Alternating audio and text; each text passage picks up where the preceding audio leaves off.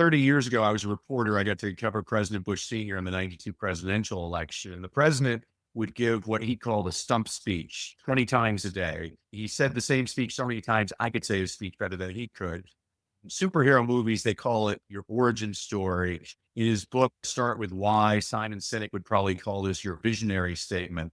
Jimmy and I call it a well-crafted story. You can call it peanut butter and jelly. What it is a speech that helps introduce you to new audiences. Now, we've worked with lots of famous speakers in politics and entertainment and sports, but really most of the people we work with are entrepreneurs that want to grow their business. We help them create a well-crafted story, a presentation that they can deliver again and again that's going to introduce themselves to new audiences. We're a little bit different than some of the people out there. A lot of these coaches want you to share like your most dramatic and lowest point.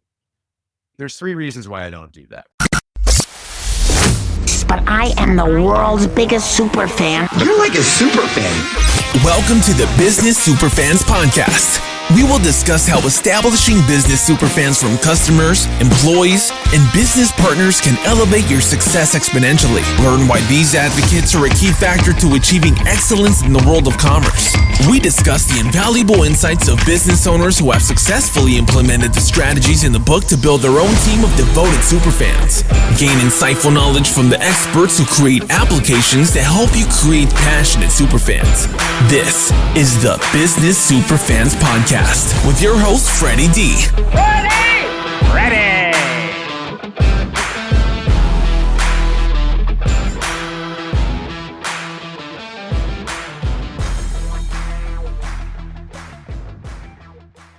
Dr. Danny Brasil, widely recognized as Jim Carrey with a PhD, is a highly sought-after speaker, trainer, and coach who has delivered over 3,500 keynotes worldwide. With an energetic and engaging style, Danny specializes in helping entrepreneurs, individuals, and organizations leverage public speaking as a powerful client lead source.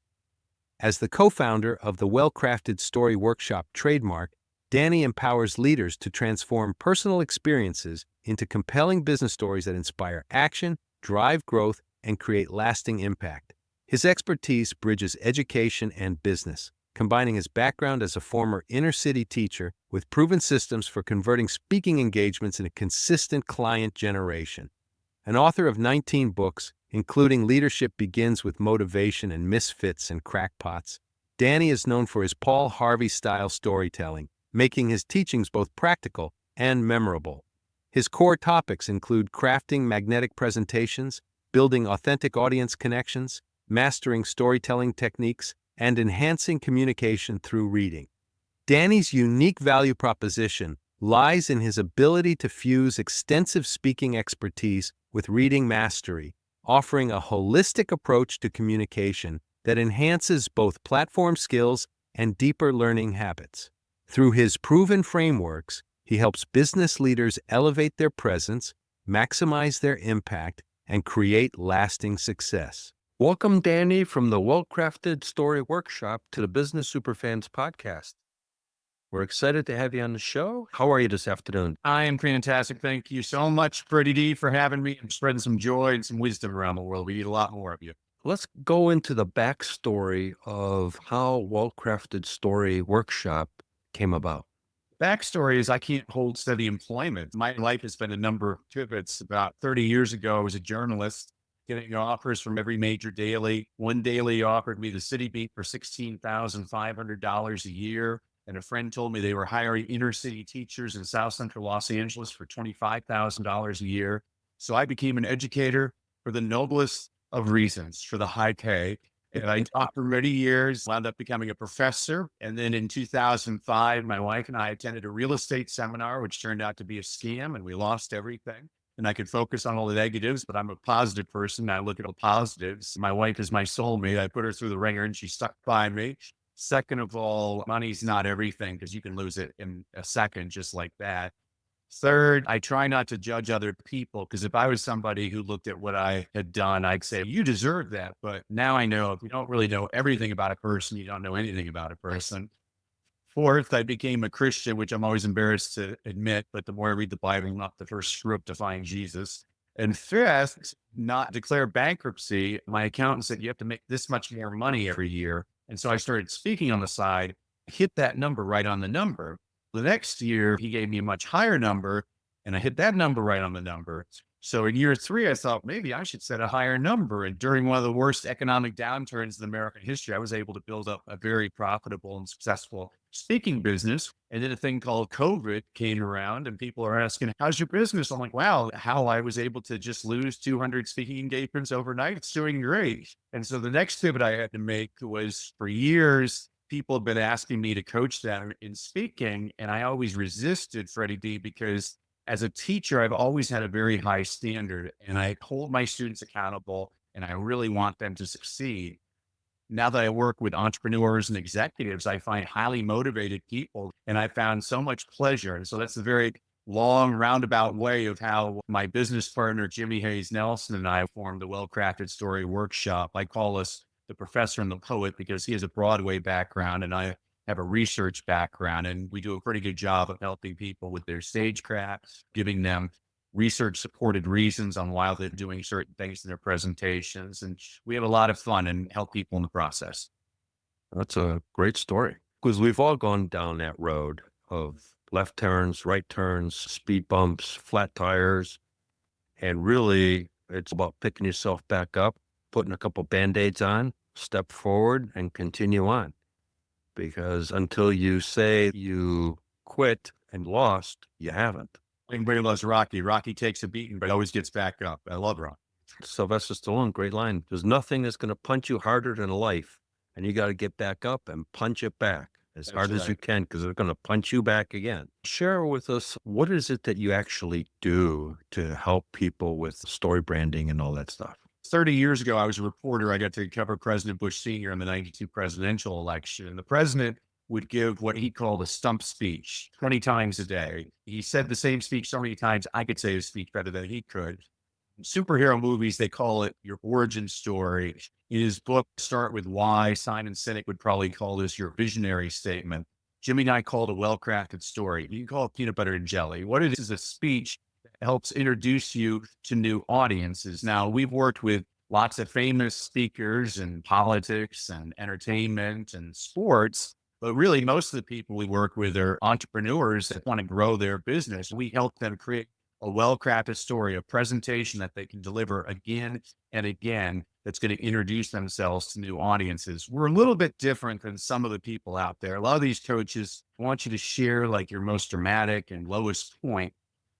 There's three reasons why I don't do that. First of all, the world just survived a global pandemic. Everybody's had some bad things happen to them. I don't think we need to hear another sad story. I think we need more hope in the world. I'm teaching you to tell this story again and again. Do you really want to tell the story, the worst moment of your life, again and again? We have a friend, his daughter was murdered. He's delivered that speech over 1,000 times. I mean, you have to be much stronger than me to talk about the worst moment of your life all the time. And third, and this is where I get in trouble. People get angry with me. I have one objective when I'm on stage. I want you to leave feeling better than when you came in. I want you laughing, smiling, happy. I think there's something admirable in that as my objective.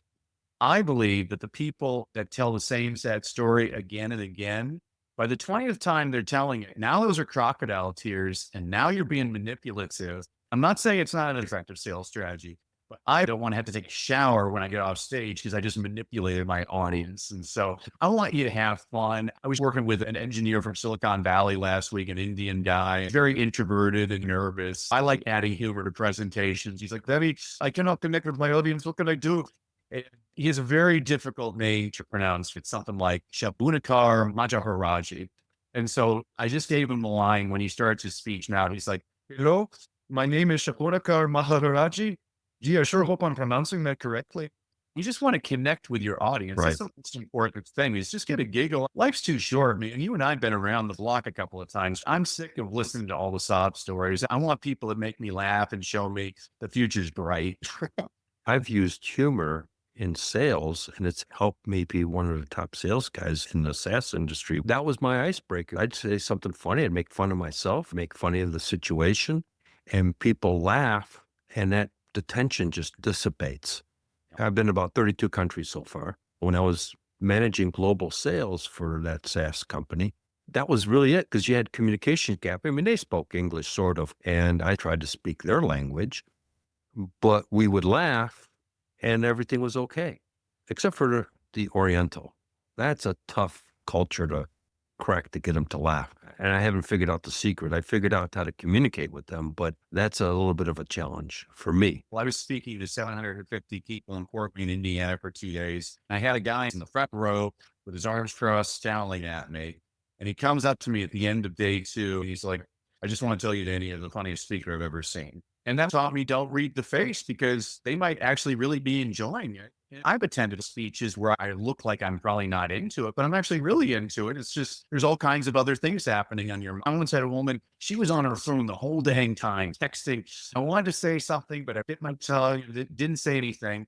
And she comes up to me after the presentation. She's like, wow, you're amazing. I was texting all my friends to leave their sessions and come to yours. I'm glad. And this is a fan. I was actually just speaking in South Korea, so I know exactly what you're talking about, where you're not getting to laugh out loud. But I do have people, they'll come up to me, they're like, you are very funny. Thank you for that.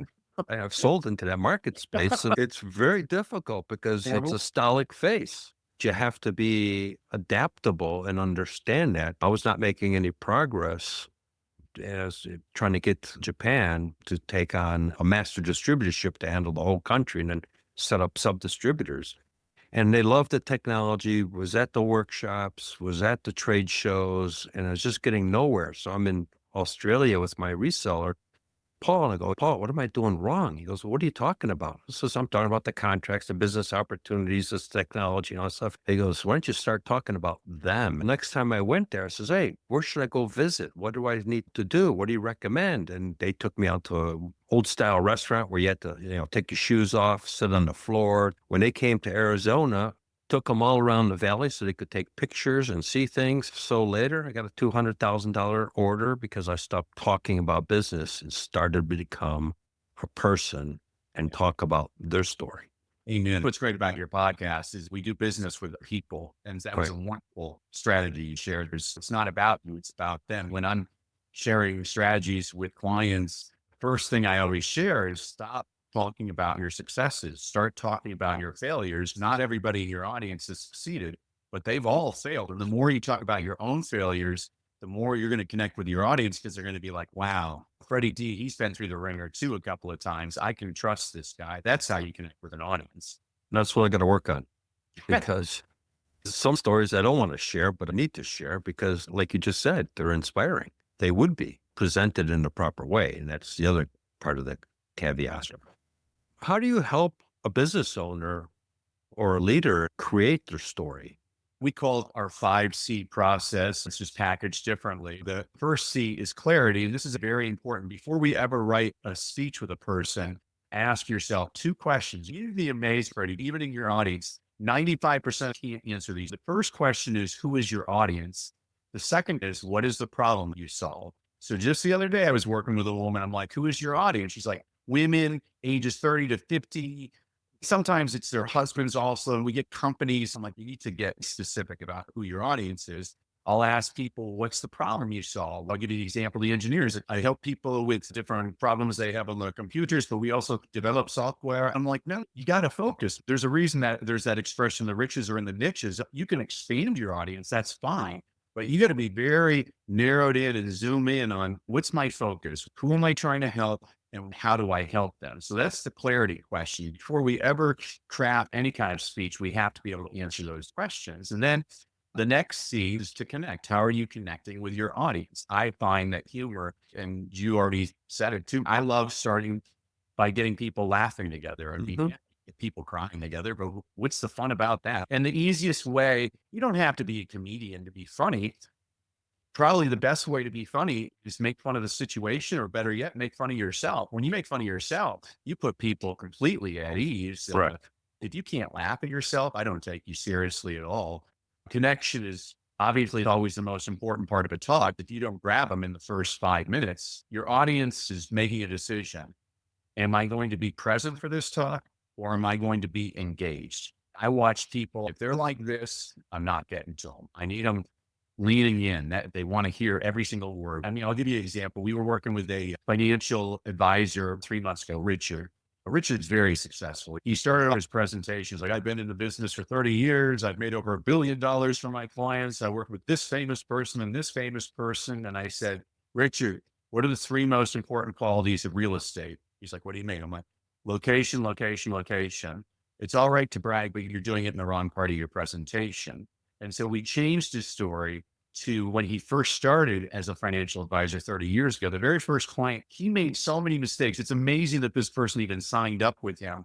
It's basically a comedy of errors. Richard does these twice a week.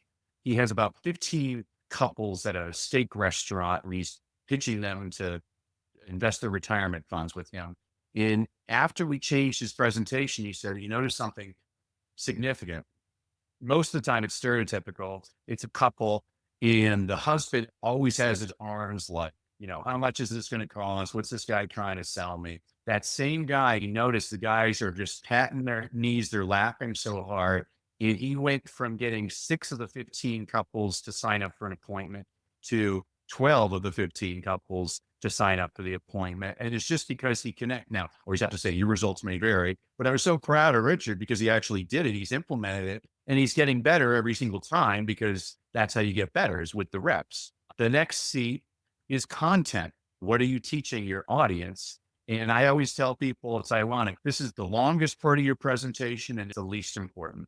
There's lots of research says the bun's more important than the burger. People remember the beginning of your talk. They remember the end of your talk. They don't remember anything in between. But what they do remember is, are you helpful? And this is fascinating. It doesn't even have to do with what you're talking about. So I have a friend, he used to talk to parents about how to read aloud to their kids. And in the middle of the talk, he just stopped and said, oh, wait, this is going to save your life someday. If you ever lock yourself out of your car, if you have your cell phone, call your spouse and have your spouse put your car keys next to their phone and you put your phone next to the car door, it'll actually unlock the car door. I have tried this from 3,000 miles away. It works. Not with a Tesla, it's a new type of car, but those old locks, it works. And he says he has people from 20 years ago, they come up, oh my gosh, you saved my life because he proved that he was helpful. It had nothing to do with what he was talking about. And so what we're teaching people in presentations is you have a responsibility when you're on a stage. I don't like these speakers that say, I have 10-step process. I've only had time to share 3. If you want the other 7, buy my product for $99.97. I hate that. Scuzzy.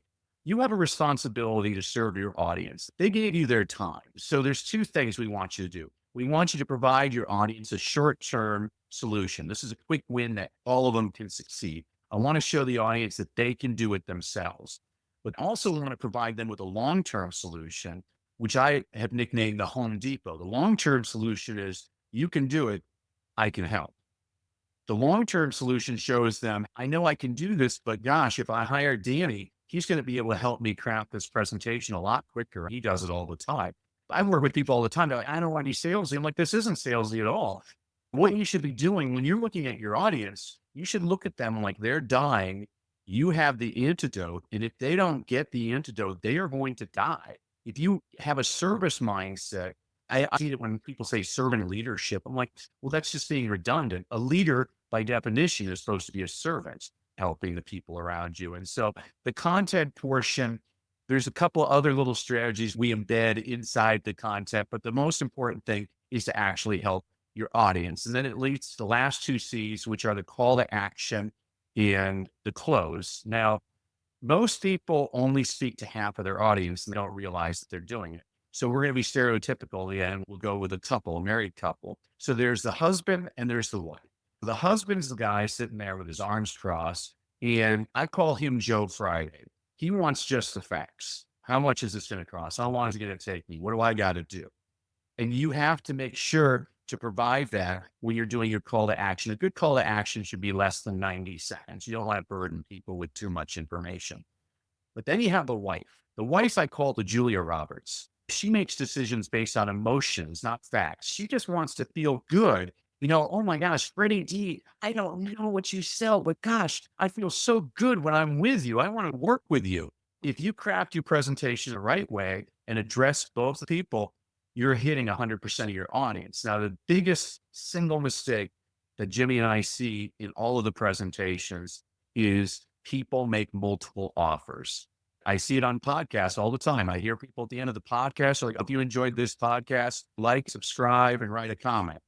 Well, you just gave people 3 options and they're not going to do any of them because choices confuse and cause you to lose. You have to give them one single course. Watch politicians. A politician that's at a fundraising event, they're asking for money. At a rally, they're asking for your vote. That's interesting. Never thought of it from that perspective. When I was selling technology, I have a saying, to be terrific, you need to be specific. If you're specific, you'll be terrific. I'm not going to steal it. I'm going to liberate it from you. I love it. Right. But that's something I came up with because I would do presentations myself. The other thing you made me think of was back when I was selling, the emotion and the thing. You're talking to business owners. What's it cost me? What's it do for me? How fast am I going to make money? That's all they're interested in. 3 things, just like you said, the husband. The engineers and everybody else selling engineering and manufacturing software, they were all giddy because this is going to make their jobs easier. So you had to tweak the message to both groups in a different way. And they're right. It's kind of like my big fat Greek wedding when she says, your father, he's the head of the family, but I'm the neck, turns the head to whatever you want to do. Just because a person's an owner doesn't mean they're the ultimate decision maker. Sometimes that ultimate decision maker is the secretary. So are you appealing to both those people in your audience? Yeah. And one of the things I would do was I would make sure, well, first off, I'd start off the presentation with what's everybody's objectives is today's meeting. So we had an idea of expectations and we could tweak the presentation based upon each individual's interest. So I'd write that down. Then when we would wrap up, I would go around the room and says, okay, Danny, did we address what you were looking for out of today's presentation? So it'd be yes. And then get everybody consensus. And if there was somebody off, I would go back and we would readdress till that became a yes. Now, basically what I did is I got everybody in the room to say yes. And then I went one step beyond, and that was that when we left, I sent a thank you letter recognizing them for taking their time out of their busy day to attend our presentation, the input that they gave, and hope we provide enough value. And we looked forward to working with them to help them scale their business in the engineering or manufacturing sector, whichever one I was working at the time. I closed more sales on that approach because they would have a meeting after the fact and they would turn around and says, well, which guys we're going to pick? I know this because I asked later, why did you pick us? The consensus was we felt after the sale, you would provide the best support because you're the guy on the shop floor that nobody engages and nobody talks to because you're running the milling machine, the lathe, the wire EDM, whatever it is. You got a letter that says, thank you, Danny, for participating in our meeting. You got recognized, so you felt important. That tweaked everything to close the deal. And it wasn't price anymore, like we talked earlier. It wasn't about price. It was a fact that we understood where they wanted to go and we had the right story. You just gave your audience a gold mine. The simple act of writing a handwritten thank you, just that simple gesture makes you memorable. I had read Mary Kay Ash's autobiography, and she said that every potential customer, they have an invisible necklace that says, make me feel important. And that's what you just illustrated is you made everybody feel important. That's one of the things I love reading biographies on Teddy Roosevelt, and Edmund Morris wrote a trilogy, which is my favorite, but Teddy Roosevelt would be like, oh my gosh, Vladimir, you got to meet Freddy D. Freddy D is the head baker here at the White House. Freddy D makes the best biscuits I've ever had in my, oh my gosh. I get up early in the morning because Freddy D makes these incredible biscuits. Oh, and Freddy D, this is Vladimir. He's the prime minister of Russia.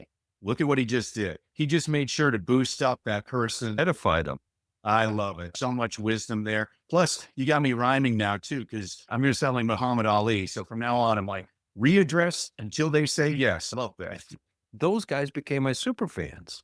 Everybody in that company was a fan of mine because I took time to recognize and appreciate them. More importantly, the sale isn't the sale. The sale is the implementation and the ongoing and the onboarding and everything else of the deal. But they would turn around and the owner of that company would call the other owner that was doing offload work and says, man, you need to talk to Freddy D because we're having data exchange issues. And so Jack was his name. He's called me up and says, hey, you got to talk to Bob. He needs to buy this stuff. I call Bob and set up an appointment to see him and bring our computer stuff. Hey, man, I don't need to see it. Jack said I need to get it. How much? How fast can you get it to me? $60,000 sale, 30 minutes. Most of the time was filling out the order form and using their fax machine to fax in the order. I absolutely love that. It's all relationships. How are you working with people? It's always about the relationships. What you guys are doing is helping people craft their story to build that relationship with the audience. And it works whether you're talking one to a boardroom or to a ballroom. I've used these strategies with my own children. They don't know that I'm doing it, but I'm practicing it all the time. I tell people there's only two ways you get better at speaking. The first way is watch a lot of speakers. I watch politicians, televangelists, comedians. I watch them in front of big groups, in front of small groups, in front of men, in front of women. Here, I'll give your audience a ninja strategy. I watch a lot of award shows because when the person wins the Academy Award, they only have 45 seconds to address their audience. I want to see if they can actually connect. Now, most people, they wasted time. They're like, I want to thank God. I want to thank the Academy. Nobody's paying attention. But every now and then a person does something clever. So a few years ago, Joe Walker won the Academy Award for Best Film Editing.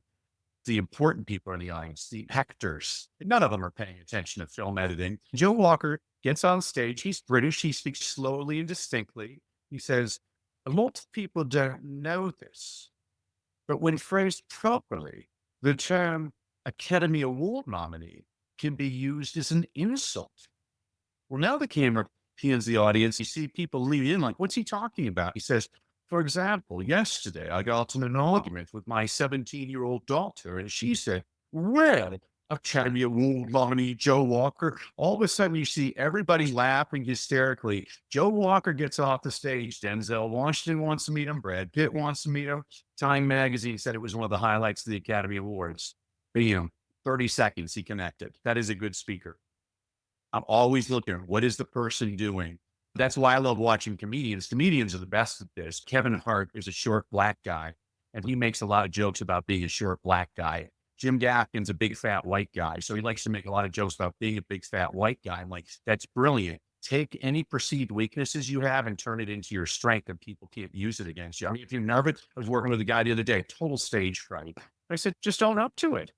Contrary to belief, your audience actually wants you to succeed. So if you're nervous, say, I'm nervous as can be. Look at my hands. One of my favorite movies of all time is Blazing Saddles. And Gene Wilder, he's supposed to be the fastest draw in the West, holds up his right hand, and Cleavon Little's steady as a rock. He's like, yeah, but I shoot with this hand, which is going crazy. There's wisdom in that. I want people comfortable on stage. You're going to deliver this again and again. You get better at speaking. Watch lots of speakers. One of my mentors was Jim Rohn. Jim used to say, you can't pay other people to do your push-ups.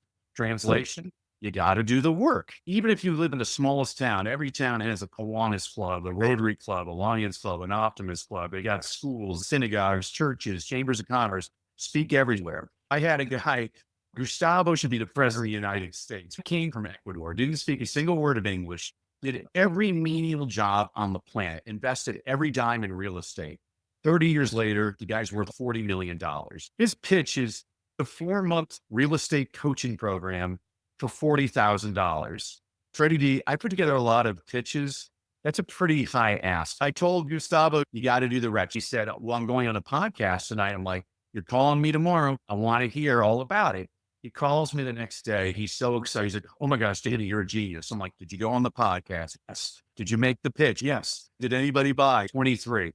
She made $920,000 that night on a pitch we put together that afternoon. He's made 8 figures off of one speech. And the reason I share that isn't to talk about how much money he made. What makes me so proud of him is he did it. Most people never do anything. I can't stand people like that.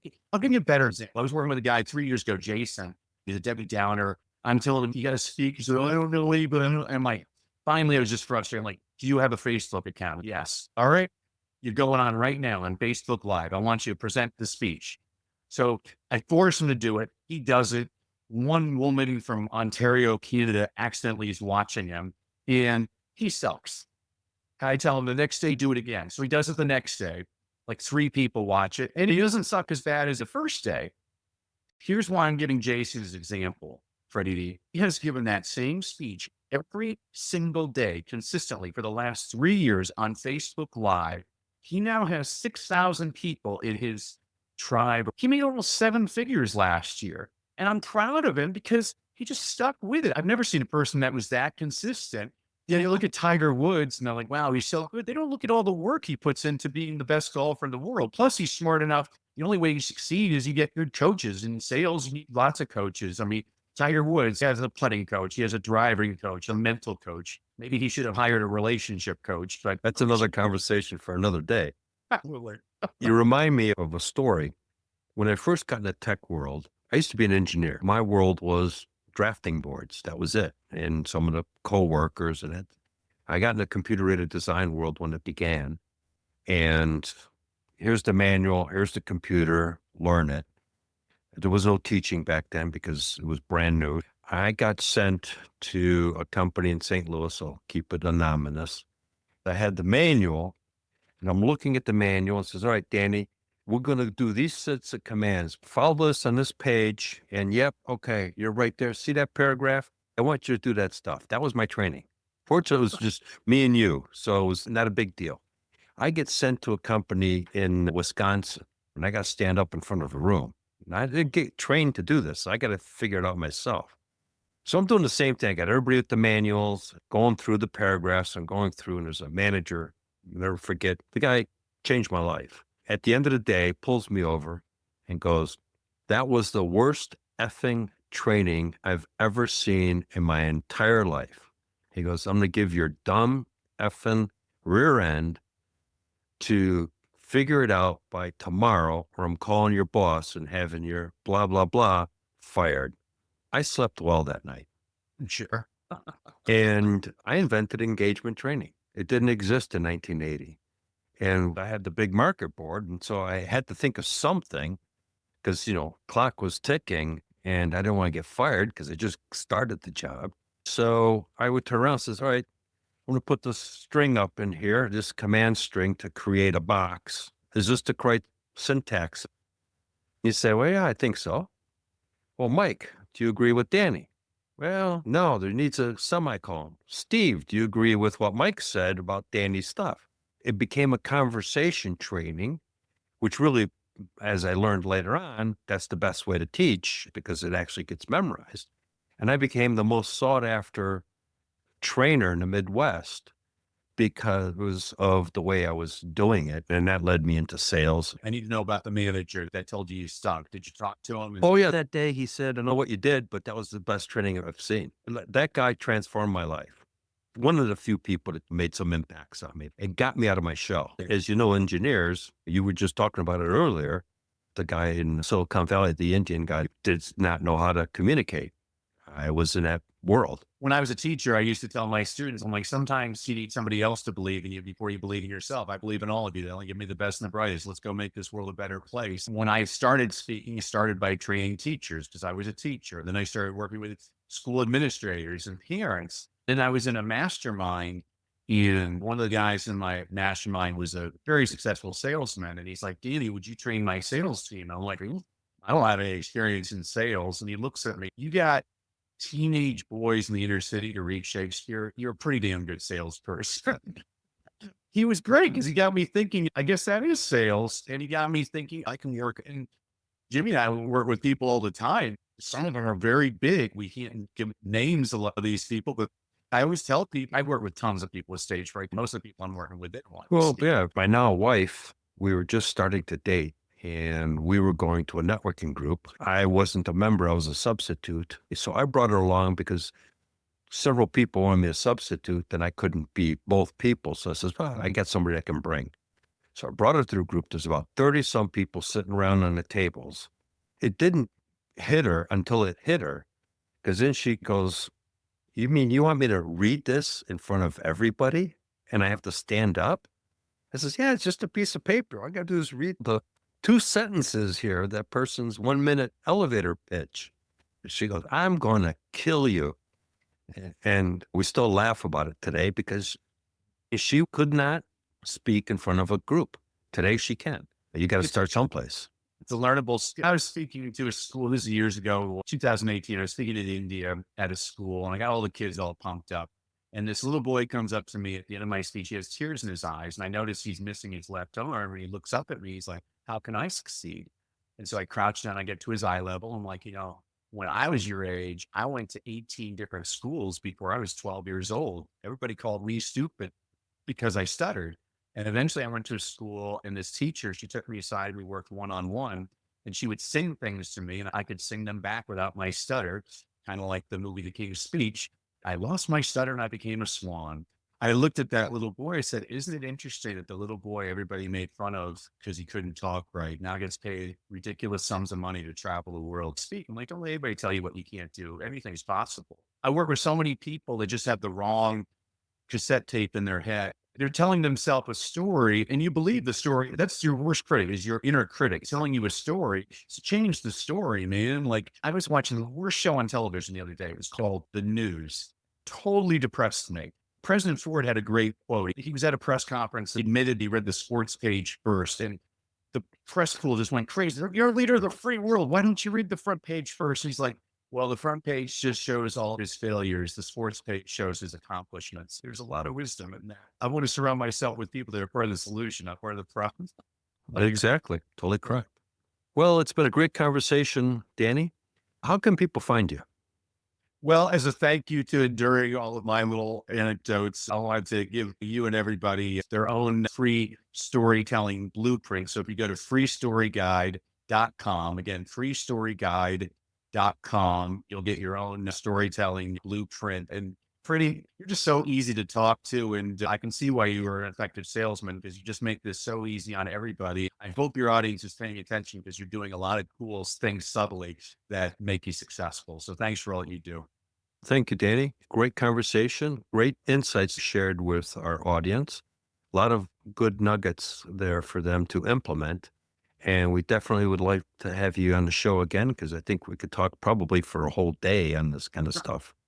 And that's cool when you have that kind of chemistry and both knowledgeable in the subject matter. So that makes it a lot of fun. Thank you. God bless. Thank you for joining us for another episode of the Business Superfans podcast. If you found today's conversation valuable, don't forget to hit that subscribe button, leave us a review, and share this episode with someone who could use these powerful insights to level up their business. Remember, creating business superfans isn't just about your customers. It's about fostering genuine, impactful connections across your entire business ecosystem. When you invest in those relationships, success doesn't just happen, it accelerates. Until next time, I'm your host, Freddy D.